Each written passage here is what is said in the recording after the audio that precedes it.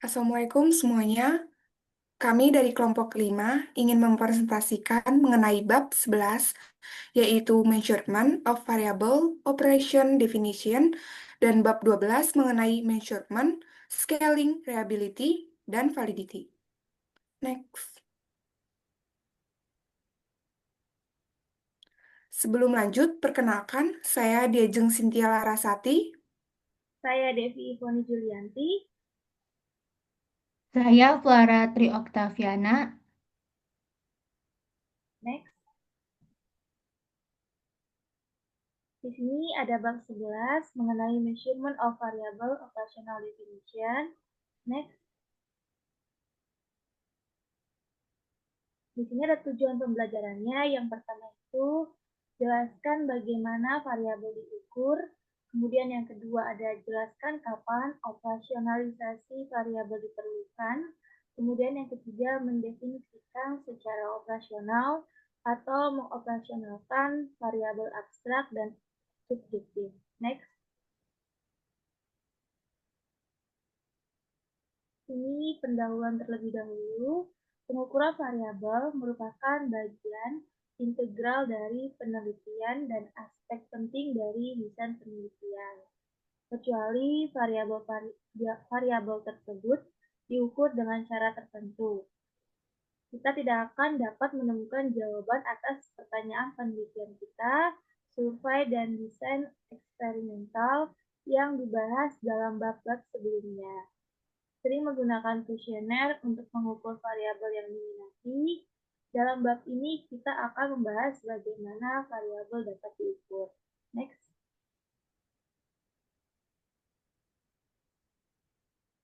Di sini ada bagaimana variabel diukur.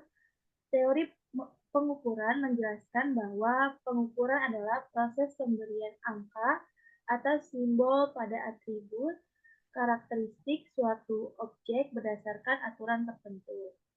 Dalam teori ini dijelaskan bahwa satu, yang diukur bukan objeknya tetapi atributnya. Misalnya, bukan perusahaannya tetapi efektivitas organisasinya. Kemudian yang kedua, pengukuran harus mengikuti aturan yang jelas dan sistematis, artinya pemberian angka tidak boleh sembarangan, harus berdasarkan prosedur atau skala tertentu. 3. Pengukuran membutuhkan 3 unsur utama.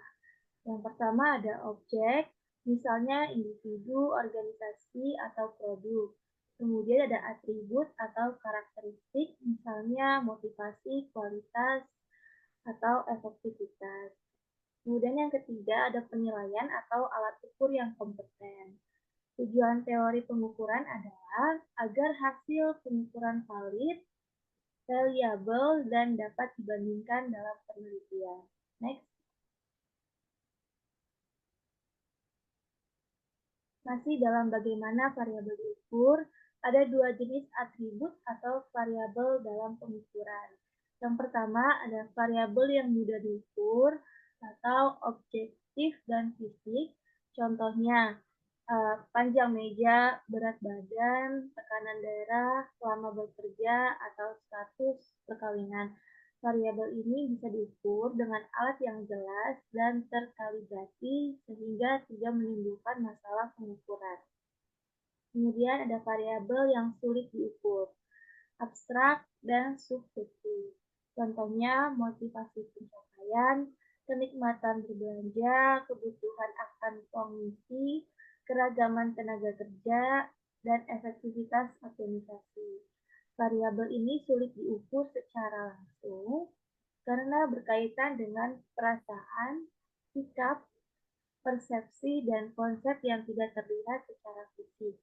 Kesimpulannya, semakin abstrak dan subjektif suatu variabel, maka semakin sulit dan kompleks proses pengukurannya dibandingkan variabel yang bersifat fisik dan objektif.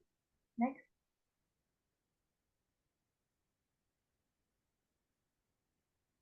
Di sini ada definisi operasional atau operasionalisasi. Konsep yang bersifat abstrak seperti rasa haus tidak bisa diukur secara langsung, tetapi bisa diukur dengan cara mengubahnya menjadi perilaku atau karakteristik yang dapat diamati. Proses ini disebut operasionalisasi. Operasionalisasi dilakukan dengan satu, menentukan definisi konstruk yang ingin diukur. Dua, mengembangkan instrumen atau pertanyaan yang mewakili konsep tersebut. Tiga, menentukan format respon, misalnya skala penilaian. Dan keempat, menguji validitas dan reliabilitas alat ukur. Intinya konsep abstrak dibuat menjadi suatu yang konkret dan terukur melalui indikator yang bisa diamati dan dinilai. Next.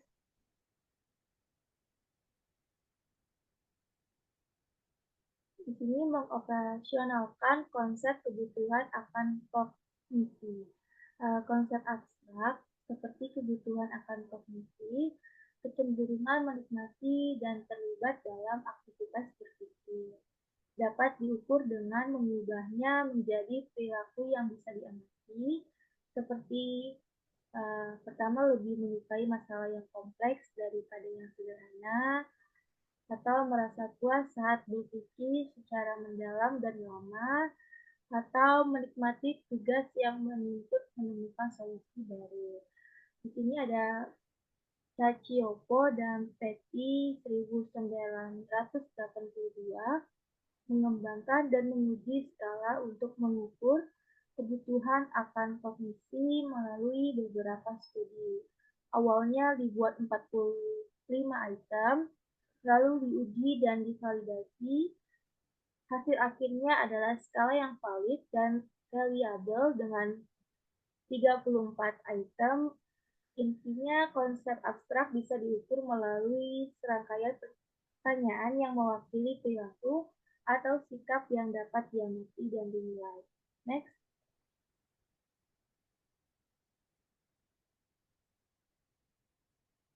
Sini ada operasionalisasi, dimensi, dan elemen. Konsep abstrak dioperasionalkan dengan mengubahnya menjadi hal-hal yang bisa diamati dan diukur. Contohnya, yang pertama ada rasa haus cukup diukur dengan satu item, misalnya jumlah minuman yang dikonsumsi. Kemudian yang kedua, kebutuhan akan kognisi membutuhkan 35 item, karena konsep ini memiliki cangkupan yang luas, sehingga perlu banyak pernyataan agar seluruh aspek terwakili dan hasilnya valid. Jumlah item dalam suatu skala tergantung pada luasnya domain konstruk tersebut. Jika item terlalu sedikit, maka pengukuran tidak akan mewakili keseluruhan konsep dan menjadi tidak valid. Selain itu, ada konstruk yang memiliki lebih dari satu dimensi, seperti agresi yang terdiri dari agresi verbal, misalnya berteriak atau memaki, dan agresi fisik, misalnya memukul atau melempar benda. Agar valid, skala pengukuran harus mencakup semua dimensi yang ada. Jika hanya mengukur satu dimensi saja, maka hasilnya tidak mewakili konstruk secara keseluruhan. Intinya, ukuran yang valid harus memuat item yang cukup dan mewakili seluruh aspek atau dimensi dari suatu konsep. Next.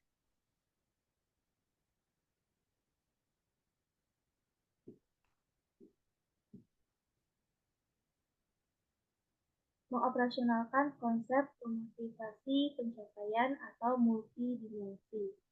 Untuk meneliti hubungan antara gender dan motivasi pencapaian, kedua variabel harus diukur. Mengukur gender relatif mudah, tetapi motivasi pencapaian sulit karena bersifat abstrak dan subjektif. Oleh karena itu, motivasi pencapaian harus diukur melalui dimensi atau perilaku yang mencerminkan tingkat motivasi tersebut. Setelah mendefinisikan konstruk, langkah berikutnya adalah mencari di literatur apakah sudah ada skala pengukuran yang tersedia. Sumbernya bisa dari jurnal ilmiah atau buku panduan skala. Biasanya, jurnal menjelaskan secara rinci bagaimana suatu konstruk diukur, sedangkan buku panduan skala itu merangkum berbagai skala yang sudah dikembangkan. Menggunakan skala yang sudah ada memiliki keuntungan. Yang pertama itu ada menghemat waktu dan tenaga. Kemudian yang kedua, memungkinkan perbandingan dan pengembangan penelitian sebelumnya. Nah, dari sini sebelum membuat alat ukur baru, sebaiknya cari dan gunakan skala yang sudah ada serta valid. Lalu dokumentasikan penggunaannya dengan benar. Next.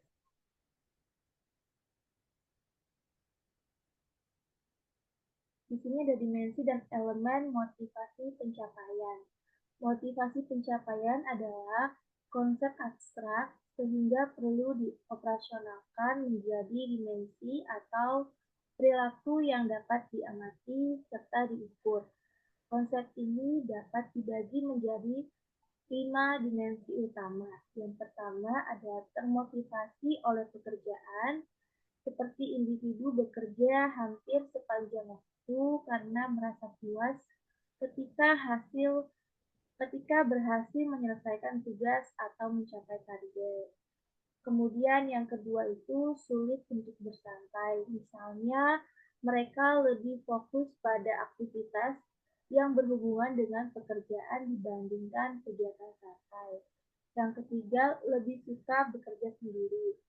Misalnya, cenderung memilih bekerja mandiri agar prestasi yang dicapai merupakan hasil usaha pribadi. Keempat, itu menyukai tantangan yang realistis. Misalnya, memilih pekerjaan yang menantang, tetapi masih memungkinkan untuk berhasil. Tidak terlalu mudah dan tidak terlalu sulit. Dan yang terakhir, yang kelima, mencari umpan balik. Ingin mengetahui perkembangan dan hasil kerjanya melalui evaluasi atau tanggapan dari orang lain. Next.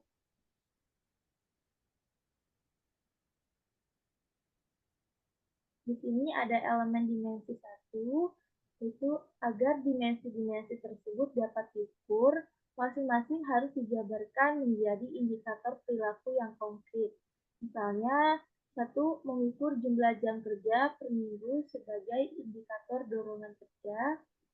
Kemudian, mengamati tingkat kegigihan ketika menghadapi kegagalan sebagai indikator ketahanan dan komitmen terhadap tujuan. Kemudian menilai frekuensi serta alasan mengambil cuti sebagai indikator dedikasi terhadap pekerjaan.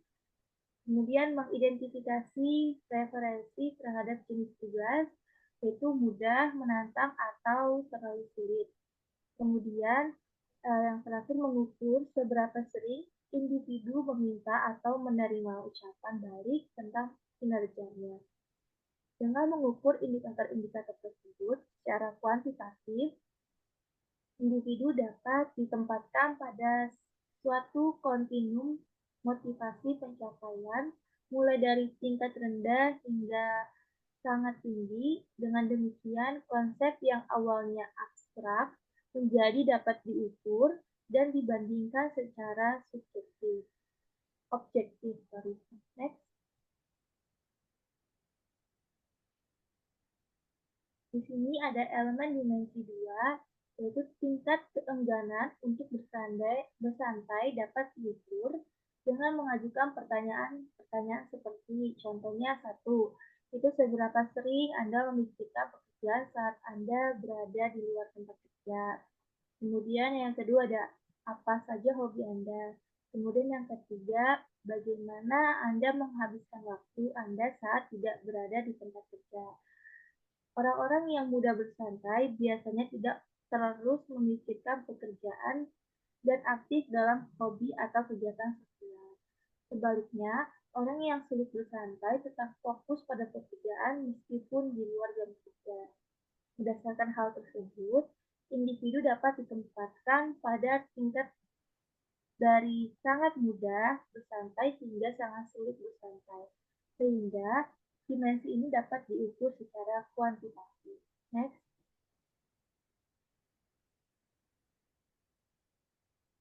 Di sini ada elemen dimensi 3, yaitu memotivasi pencapaian adalah kecenderungan untuk tidak sabar terhadap ketidakefektifan dan lebih suka bekerja sendiri. Individu dengan motivasi pencapaian tinggi biasanya tidak nyaman bekerja dengan orang yang kurang efektif. Sikap atau kecenderungan ini dapat diukur melalui pengamatan perilaku sehingga menjadi salah satu indikator tingkat motivasi pencapaian seseorang. Kemudian ada elemen dimensi 4, referensi terhadap tingkat tantangan pekerjaan. Individu dengan motivasi pencapaian tinggi cenderung memilih pekerjaan dengan tingkat tantangan sedang atau cukup. Menantang tetapi masih realistis untuk dicapai. Mereka tidak memilih pekerjaan yang terlalu mudah atau rutin maupun terlalu sulit. Preferensi ini dapat diukur dengan melihat jenis pekerjaan yang dipilih karyawan sehingga dapat menunjukkan tingkat motivasi pencapaian mereka. Kemudian yang terakhir ada elemen dimensi 4. Di elemen dimensi 5. Keinginan untuk mencari umpan balik. Individu dengan motivasi pencapaian tinggi secara aktif mencari pendapat dari atasan, rekan kerja, atau bawahan untuk mengetahui kinerja mereka dan melakukan perbaikan jika diperlukan. Frekuensi seseorang mencari umpan balik dapat diukur dan digunakan untuk menempatkan individu pada tingkat motivasi pencapaian dari yang jarang hingga yang sangat sering mencapai umpan balik. Next.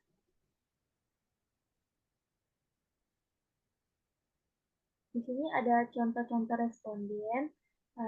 Jawaban atas pertanyaan-pertanyaan berikut dari responden dapat menjadi salah satu cara untuk mengukur tingkat motivasi pencapaian.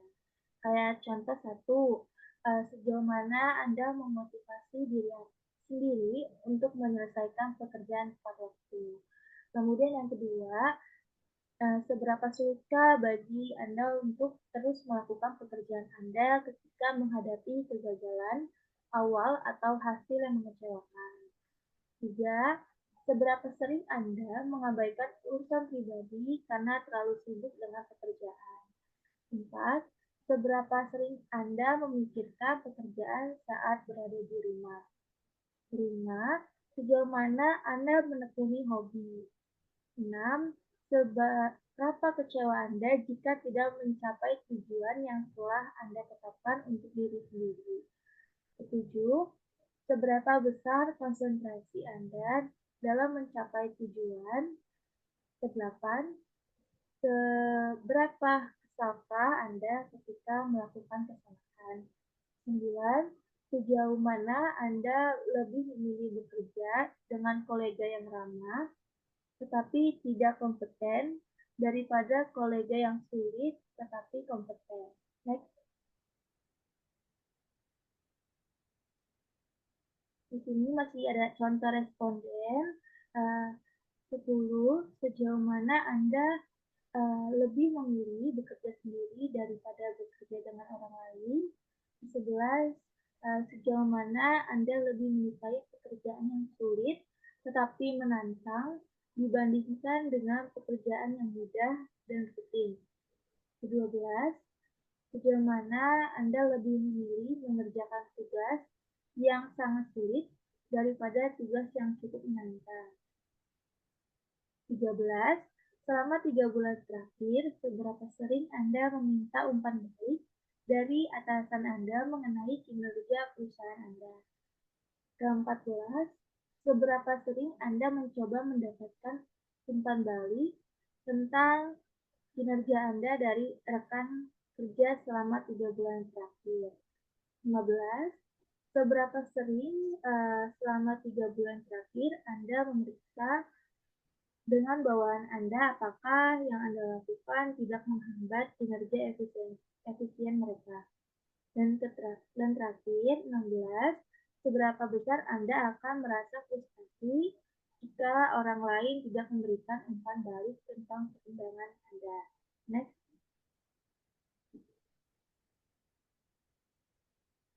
Apa yang bukan operasionalisasi? Operasionalisasi bukan berarti menjelaskan korelasi, sebab, akibat, atau hasil dari suatu konsep. Operasionalisasi adalah menjelaskan ciri atau perilaku yang bisa diamati dan diukur dari konsep tersebut. Contohnya, motivasi pencapaian tidak boleh diukur dari kinerja atau keberhasilan, walaupun keduanya memiliki mungkin berhubungan. Kinerja bisa menjadi akibat dari motivasi, tetapi bukan ukuran langsung dari motivasi itu sendiri. Jika konsep dioperasionalkan secara salah, misalnya mencampurkan dengan variabel lain, maka pengukuran menjadi tidak valid, data tidak akurat, dan penelitian tidak ilmiah. Next. Di sini ada tinjauan operasionalisasi. Operasionalisasi diperlukan untuk mengukur konsep yang abstrak dan subjektif seperti sikap dan perasaan. Prosesnya dimulai dari mendefinisikan konsep, lalu menyusun pertanyaan tertutup yang dapat mengukur konsep tersebut secara valid dan andal. Biasanya, penelitian bisa menggunakan instrumen yang sudah ada dari penelitian sebelumnya dengan meninjau literatur. Jika tidak ada, peneliti harus membuat instrumen sendiri dengan memahami bidang tersebut secara mendalam. Instrumen yang baik adalah yang dikembangkan dengan hati-hati agar hasil penelitiannya dapat dipercaya dan digunakan oleh peneliti lain. Next.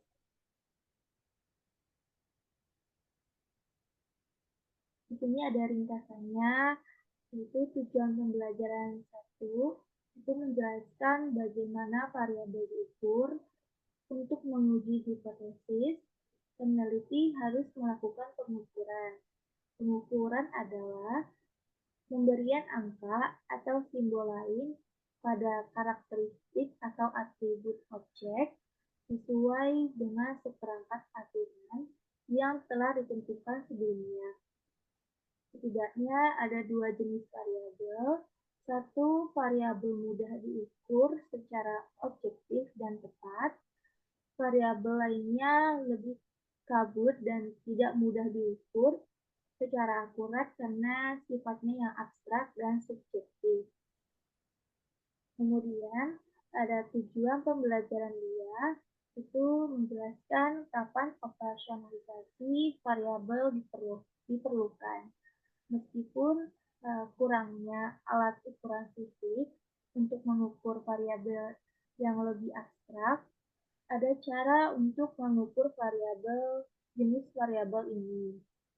Salah satu tekniknya adalah dengan meredukasi gagasan abstrak ini menjadi perilaku atau karakteristik yang dapat diamati.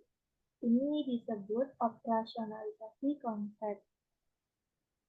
Skala pengukuran yang valid mencakup pertanyaan atau item atau elemen yang dapat diukur secara kuantitatif yang secara memadai mewakili domain atau semesta dari konstruk. Jika konstruk memiliki lebih dari satu domain atau dimensi, peneliti harus memastikan bahwa pertanyaan secara memadai mewakili domain atau dimensi. Ini disertakan dalam pengukuran. Operasionalisasi tidak menjelaskan korelasi dari konsep tersebut. Kemudian ketiga, ada tujuan pembelajaran ketiga, mendefinisikan secara operasional atau mengoperasionalkan variabel abstrak dan subjektif dalam melakukan penelitian transnasional. Ini penting untuk diingat bahwa variabel-variabel tertentu memiliki makna dan konotasi yang berbeda dalam budaya yang berbeda. Next.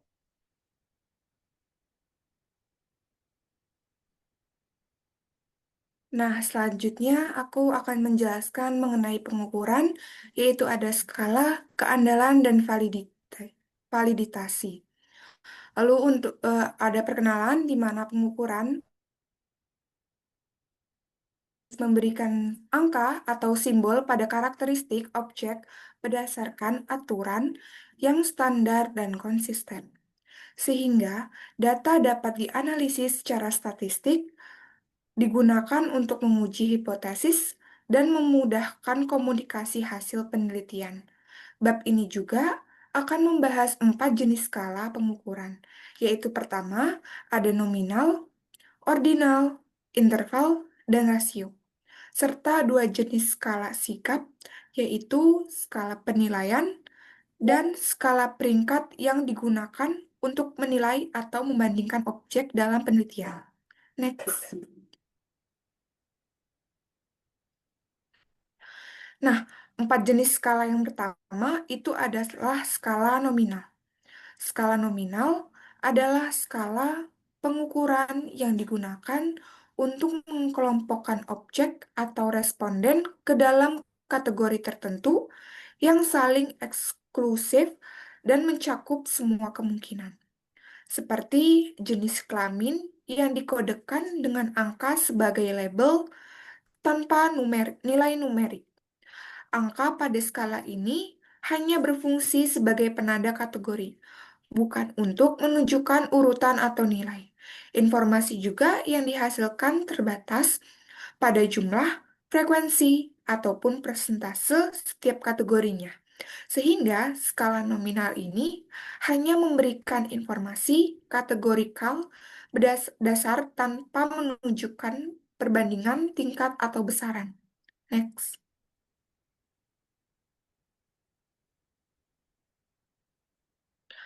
Nah, selanjutnya yang kedua itu ada skala ordinal.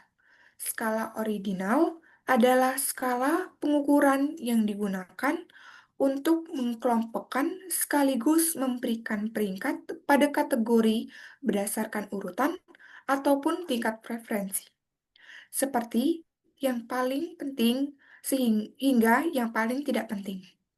Skala ini juga akan memberikan informasi lebih banyak dibandingkan skala nominal, karena menunjukkan urutan ataupun peringkat antar kategori, namun tidak menunjukkan besarnya perbedaan antara peringkat tersebut.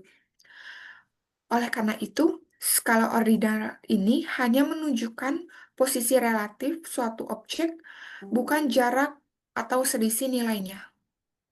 Next. Yang ketiga, skala interval. Skala interval adalah skala pengukuran yang menunjukkan urutan dan juga perbedaan antara nilai dengan jarak numerik yang sama mewakili perbedaan yang sama dalam karakteristik yang diukur. Perbedaan dengan skala nominal yaitu hanya membedakan kategori, dan skala ordinal hanya mengurutkan preferensi. Jadi, skala interval memungkinkan perbandingan selisih antar nilai. Contoh skala interval adalah termometer klinis, di mana selisih suhu 1 derajat memiliki makna yang sama di seluruh skala, meskipun dampak praktisnya bisa berbeda. Skala interval memiliki titik nol yang bersifat arbiter, sehingga tidak menunjukkan ketidakadaan mutlak suatu variabel. Jadi skala ini lebih kuat daripada skala nominal maupun ordinal karena dapat digunakan untuk menganalisis statistik seperti menghitung rata-rata, rentang, deviasi standar, dan juga varians. Yang keempat yaitu skala rasio. Skala rasio merupakan skala pengukuran paling kuat karena memiliki titik nol absolut yang bermakna, sehingga memungkinkan perbandingan proporsi atau rasio antar nilai. Berbeda dengan skala interval yang nolnya bersifat sembarang. Pada skala rasio, nilai nol menunjukkan ketidakadaan suatu atribut. Contohnya adalah berat badan, usia, dan juga pendapatan, di mana kita dapat menyatakan bahwa seseorang 2 kali lebih berat atau 2 kali lebih tua dibandingkan orang lain. Pada skala rasio ini, ukurannya cenderung sentral, dapat menggunakan rata-rata aritmatika dan juga rata-rata geometris. Sedangkan untuk ukuran dispersi dapat berupa simpangan baku, varians, dan juga koefisiensi varians. Jadi keempat skala pengukuran nominal, ordinal, interval, dan juga rasio di sini menunjukkan bahwa tingkat ketepatan yang semakin meningkat. Semakin tinggi pengukuran, semakin besar pula kekuatan analisis statistik yang dapat digunakan. Beberapa variabel hanya dapat diukur pada skala tertentu, misalnya jenis kelamin pada skala nominal, sedangkan suhu dapat diukur pada skala ordinal maupun interval. Jika memungkinkan, penggunaan skala yang lebih akurat sangat dianjurkan. Bab 12, Measurement, Scaling, Reliability, and Validity.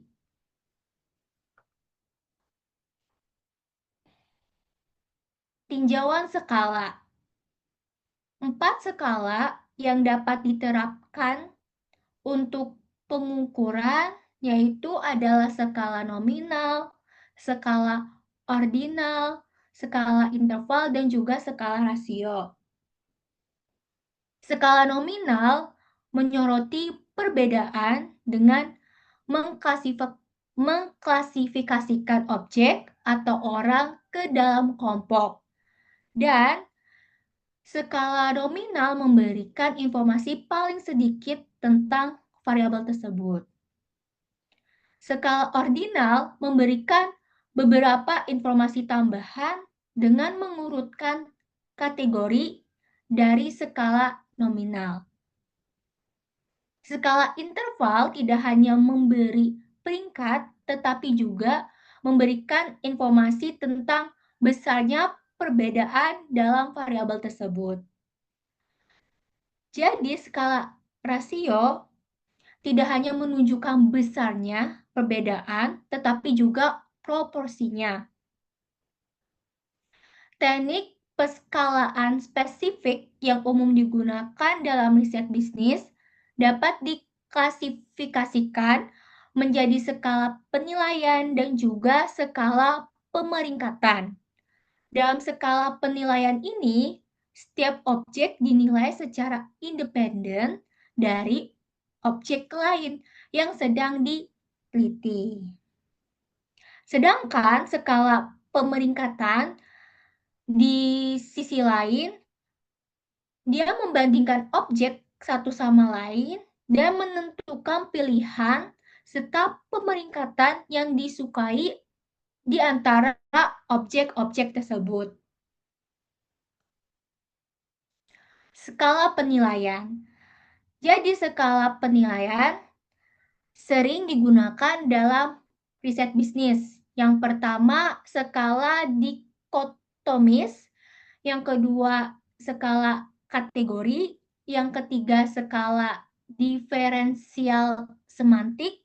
yang keempat skala numerik, yang kelima skala penilaian terperinci, yang keenam skala Likert, yang ketujuh skala penilaian jumlah tetap atau konstan, yang kedelapan skala Staples, yang ke-9 skala penilaian grafis, yang ke-10 skala konsensus, dan yang ke-11 skala lainnya.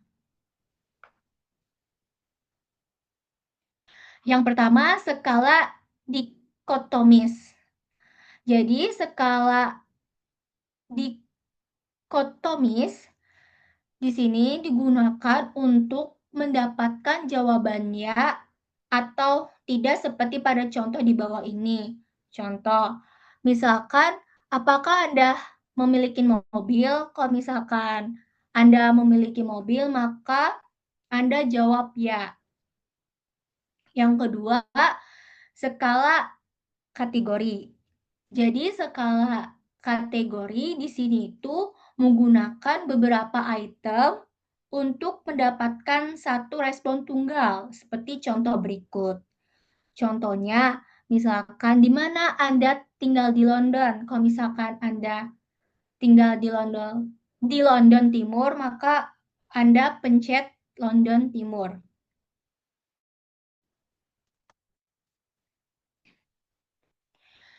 Yang ketiga, skala diferensial semantik. Skala diferensial semantik ini digunakan untuk menilai sikap responden terhadap merek, iklan, objek, ataupun individu tertentu. Respon dapat diplot untuk mendapatkan gambaran baik tentang persepsi mereka. Skala diferensial semantik bersifat ordinal. Namun, seringkali diperlakukan sebagai skala interval. Berikut adalah contoh dari skala diferensi semantik. Terus yang keempat, skala numerik. Jadi, skala numerik ini mirip dengan skala diferensial semantik. Dengan perbedaan bahwa angka pada skala 5 poin atau 7 poin yang diberikan dengan kata sifat bipolar di kedua ujungnya. Seperti yang diilustrasikan di bawah ini. Jadi, skala numerik ini juga sering diperlakukan sebagai skala interval, meskipun secara formal bersifat ordinal. Contoh skala numerik. Di sini ada seberapa puas Anda dengan agen properti baru Anda. Kalau misalkan Anda sangat suka, maka Anda bisa nilai dengan angka 7. Kalau misalkan Anda sangat tidak senang, Anda bisa nilai angka 1.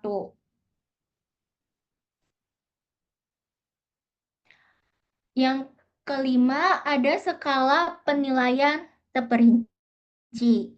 Jadi, skala penilaian terperinci ini sering digunakan dalam penelitian bisnis. Karena skala penilaian terperinci ini menyesuaikan dirinya dengan jumlah poin yang ingin digunakan si peneliti, serta nomenklatur jangkarnya sebagaimana dianggap perlu untuk mengakomodasi kebutuhan penelitinya dalam mengukur variabel. Berikut ini merupakan contoh dari skala penilaian terperinci. Terus yang keenam, skala Likert. Jadi skala Likert ini dirancang untuk menguji seberapa kuat si subjek ini setuju atau tidak setuju dengan pernyataan pada skala 5 poin dengan jangkar sebagai berikut. Jadi ini adalah contoh dari si skala Likert. Nah, habis itu ada skala penilaian jumlah tetap atau konstan. Para responden di sini diminta untuk mendistribusikan sejumlah poin tertentu ke berbagai item sesuai contoh di bawah ini. Ini lebih menyerupai skala ordinal. Berikut contoh penilaian jumlah tetap atau konstan. Dari contoh di sini itu, dalam memilih sabun mandi, tunjukkan pentingnya masing-masing dari 5 aspek berikut dengan memberikan poin untuk setiap aspek sehingga total poinnya menjadi 100. Jadi parfum poinnya berapa, warna poinnya berapa, membentuk poinnya berapa, ukuran poinnya berapa, dan tekstur busa poinnya berapa, dan akhirnya tuh di total tuh. Dan total poinnya itu harus 100. Di sini ada skala staples. Jadi skala staples ini secara simultan mengukur arah dan juga intensitas sikap terhadap item yang sedang dipelajarinya. Karakteristik yang menjadi fokus penelitian ini ditempatkan di tengah dengan skala numerik yang berkisar misalnya dari positif 3 hingga negatif 3 di kedua sisi itemnya, seperti yang diilustrasikan dalam contoh di bawah ini. Skala staples ini memberikan gambaran tentang seberapa dekat atau jauh respon individu terhadap stimulus tersebut. Karena tidak memiliki titik nol absolut, ini adalah skala interval. Ini merupakan contoh skala staples ya.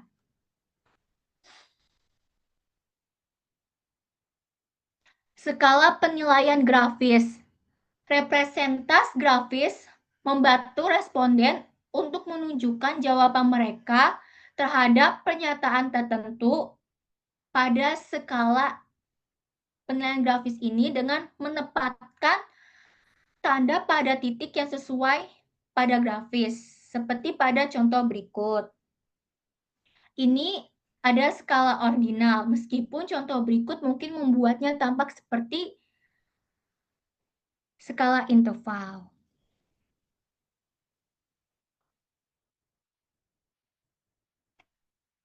Skala konsensus.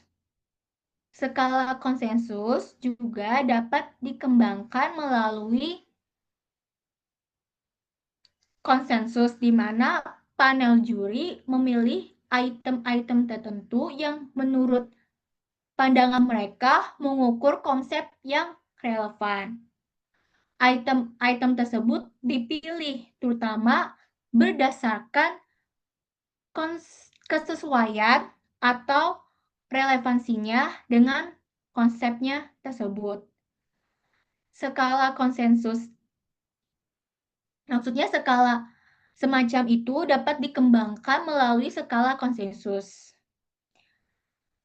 Jadi skala konsensus ini dikembangkan setelah item-item terpilih diperiksa dan juga diuji validitas serta reliabilitasnya. Salah satu skala konsensus tersebut adalah skala interval, kesamaan Thurston, di mana suatu konsep diukur melalui proses yang kompleks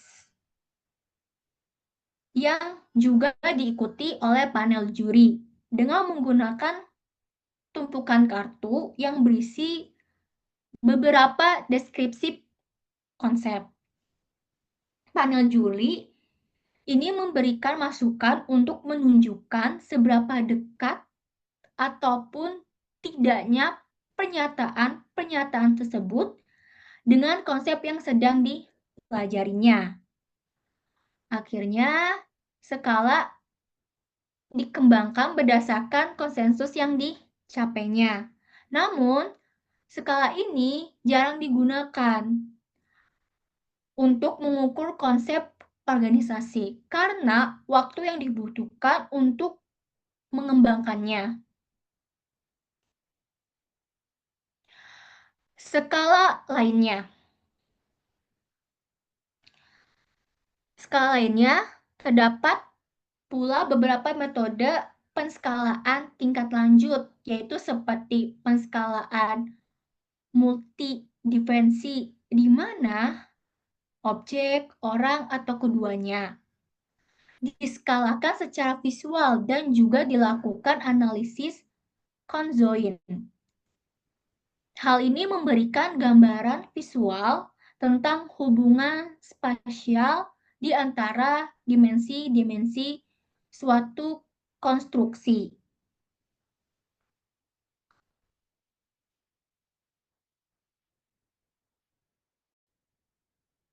Skala peringkat.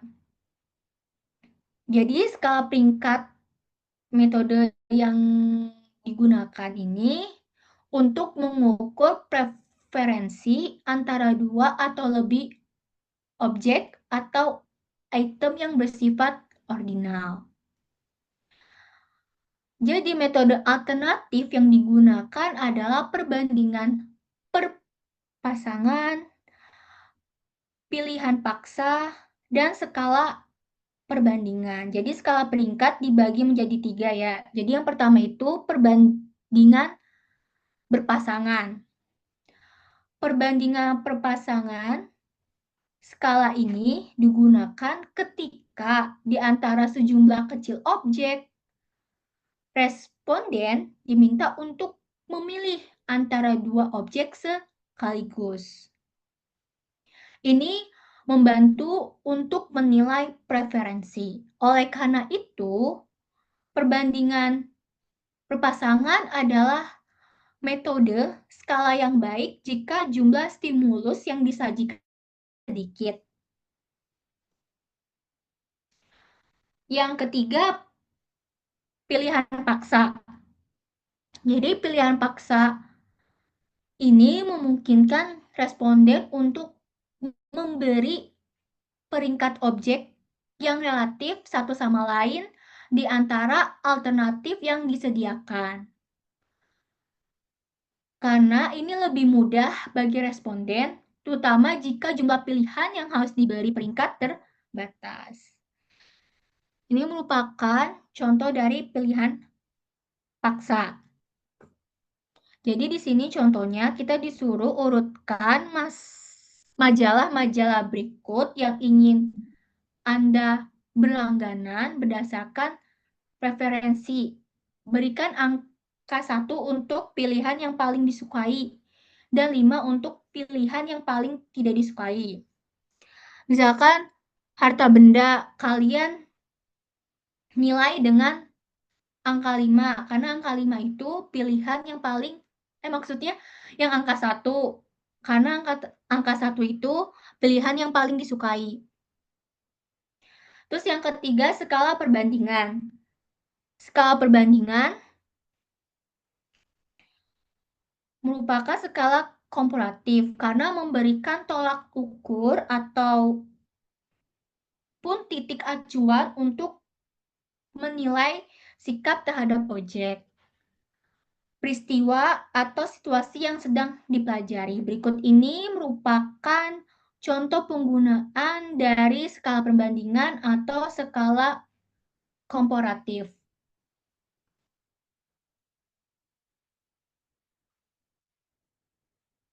Nah, selanjutnya saya akan menjelaskan mengenai topik goodness of measures. Setelah variabel didefinisikan dan skala pengukuran dibuat, maka peneliti itu harus memastikan bahwa instrumen tersebut yang digunakan benar-benar mengukur variabel secara tepat dan tidak salah ukuran. Oleh karena itu, penting nih bahwa karena kesalahan dalam instrumen bisa membuat hasil penelitian jadi kurang akurat. Oleh karena itu, kualitas instrumen perlu diuji melalui satu analisis item, serta ada uji reliabilitas, dan ketiga ada validitas. Agar instrumen tersebut terbukti konsisten dan sesuai untuk mengukur konsep yang diteliti. Next.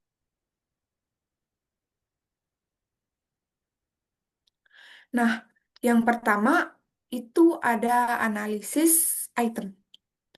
Analisis butir soal digunakan untuk mengetahui apakah setiap pertanyaan dalam instrumen sudah tepat dan mampu membedakan responden dengan skor tinggi dan rendah. Sehingga hanya item yang benar-benar baik yang dapat digunakan untuk penelitian. Setelah itu, instrumen juga harus diuji melalui uji reliabilitas dan validitasnya, di mana reliabilitas menunjukkan bahwa konsisten alat ukur, sedangkan validitas menunjukkan apakah instrumen itu benar-benar mengukur konsep yang seharusnya diukur. Kedua uji itu penting untuk memastikan hasil penelitian dan akurat dan dapat dipercaya. Next.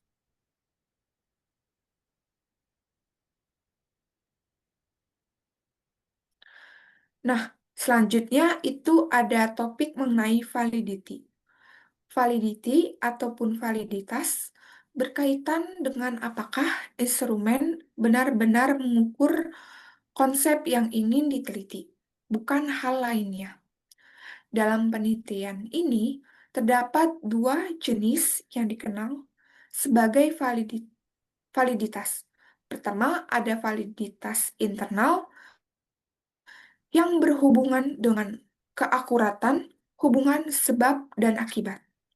Lalu, yang kedua, ada validitas eksternal yang berkaitan dengan kemampuan hasil penelitian untuk digeneralisasi. Untuk memastikan instrumen pengukuran sudah tepat, dilakukan beberapa uji validitas yang umumnya itu akan dibagi menjadi satu, validitas konten, kedua ada validitas terkait kriteria, dan yang terakhir ada validitas konstruk. Ketiga validitas ini digunakan untuk menilai kualitas dan ketepatan alat ukur yang akan digunakan. Next.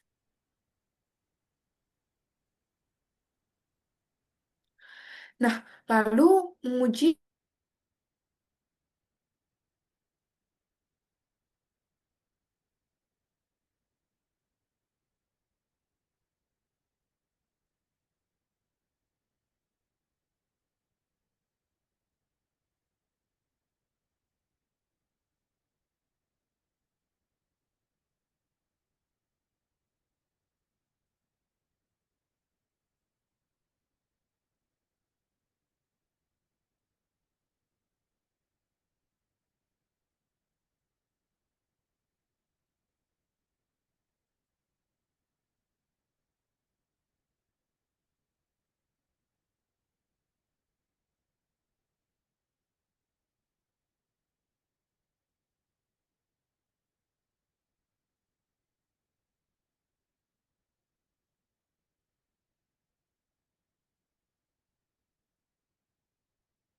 di mana bentuk-bentuk reliabilitas dan validitas.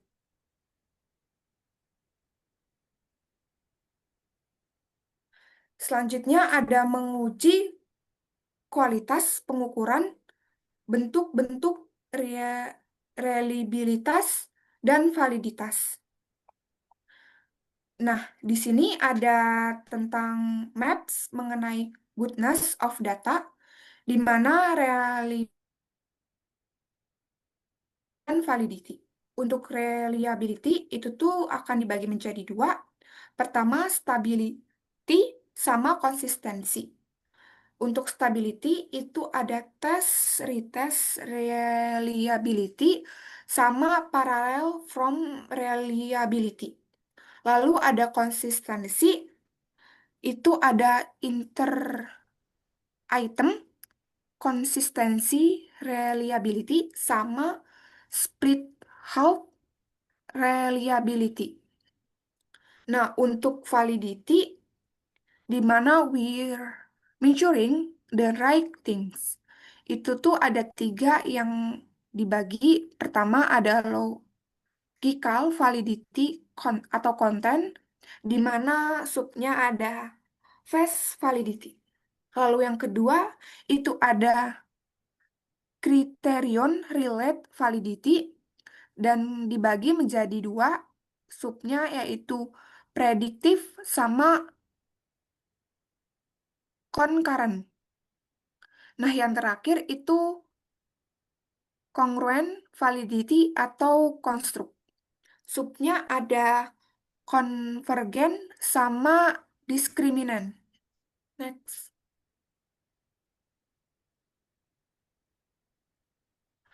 Lalu ada validity content atau validitas konten.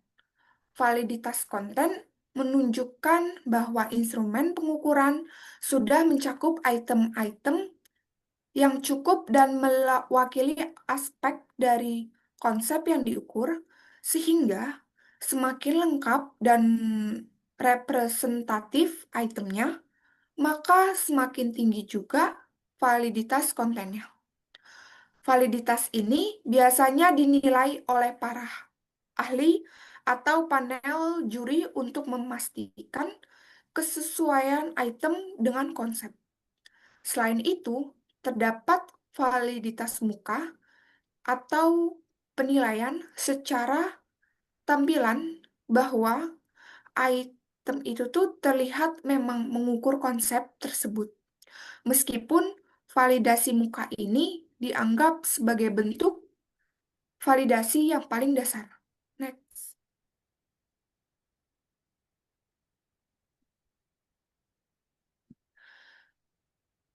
Nah, selanjutnya ada validitas terkait kriteria. Validitas terkait kriteria menunjukkan bahwa instrumen mampu membedakan individu sesuai dengan kriteria yang seharusnya, sehingga hasil pengukuran ini sesuai dengan kondisi nyata. Validitas ini itu tuh terdiri dari validitas kongruen atau kemampuan instrumen yang membedakan individu yang memang sudah diketahui berbeda saat ini, dan ada validitas prediktif atau kemampuan instrumen memprediksi perbedaan ataupun hasil yang akan terjadi di masa depan berdasarkan skor pengukuran. Next.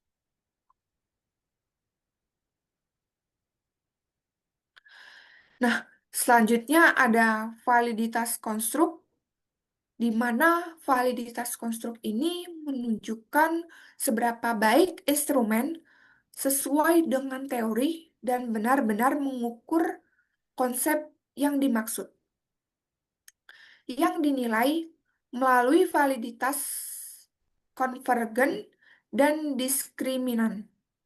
Validitas konvergen terjadi jika dua instrumen yang mengukur konsep yang sama menghasilkan korelasi tinggi.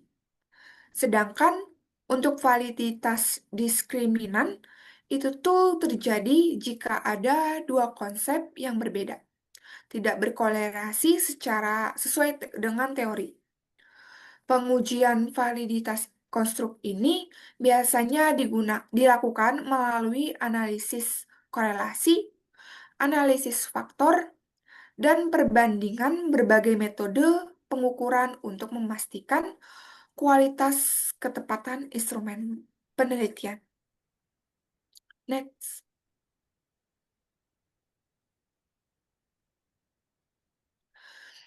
Nah, selanjutnya ada topik mengenai reliability atau reliabilitas. Reliabilitas itu tuh menunjukkan tingkat konsistensi dan kestabilan suatu instrumen dalam mengukur konsep sehingga hasil pengukuran tetap sama atau tidak jauh berbeda ketika dilakukan berulang kali. Reliabilitas ini dapat dilihat dari stabilitas pengukuran, yaitu dengan konsisten si hasil dari waktu ke waktu melalui metode tes, retest, dan parallel from, serta dari konsistensi internal atau kesesuaian antar item dalam instrumen dalam mengukur konsep yang sama. Konsistensi internal ini dapat diuji menggunakan Cronbach, Alpha, Coder, Richardson, dan Speedhub Reliability, di mana semakin tinggi nilai koefisiennya, maka semakin reliable dan dapat dipercaya instrumen penelitian tersebut. Next.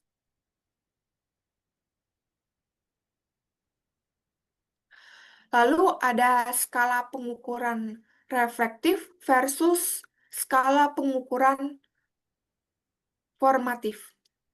Skala reflektif adalah skala di mana semua item itu tuh berasal dari konstruk yang sama dan diharapkan saling berkorelasi karena setiap item merupakan cerminan konsep yang diukur. Jika nilai dari konstruk meningkat, maka nilai semua item juga akan meningkat. Sehingga arah hubungan berasal dari konstruk ke item. Contohnya saja adalah skala sikap terhadap suatu produk, di mana beberapa pernyataan itu digunakan untuk mengukur sikap dan semua item tersebut mencerminkan tingkat sikap yang sama terhadap objek.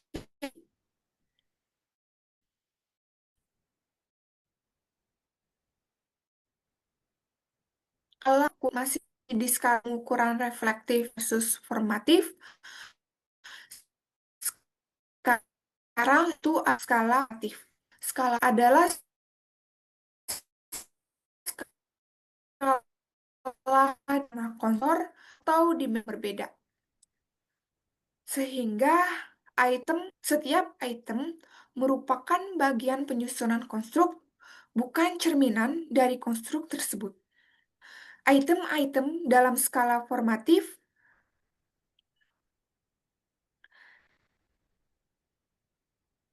itu tidak harus saling berkorelasi, karena masing-masing mengukur aspek yang berbeda. Seperti pada pengukuran kepuasan kerja yang terdiri dari dimensi gaji, promosi, rekan kerja, pengawasan, dan pekerjaan itu sendiri. Perubahan pada salah satu indikator dapat mempengaruhi nilai konstruk secara keseluruhan, sehingga skala formatif itu tuh harus mencakup seluruh aspek penting dari konstruk agar pengukuran menjadi valid. Next.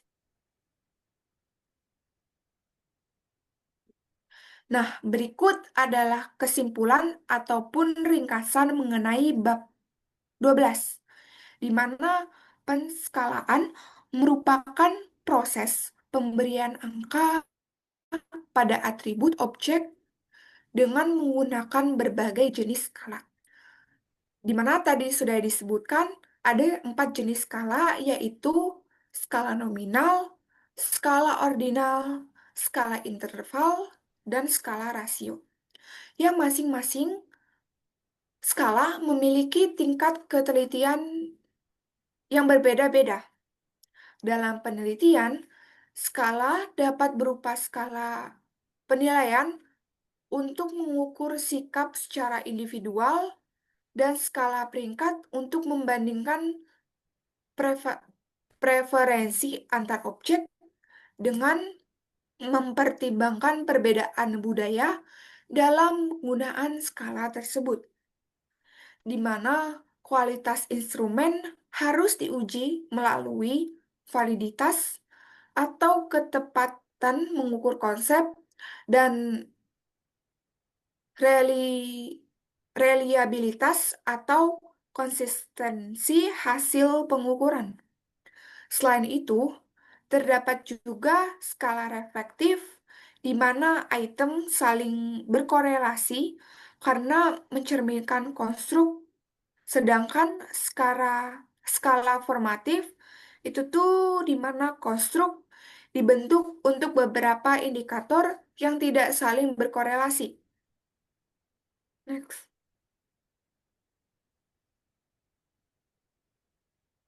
Nah, sekian presentasi dari kelompok 5. Mohon maaf apabila terjadi kesalahan dan kekeliruan dalam mempresentasikan. Kami semua kelompok 5 mengucapkan terima kasih. Semoga ilmu yang kami sampaikan bermanfaat. Wassalamualaikum warahmatullahi wabarakatuh.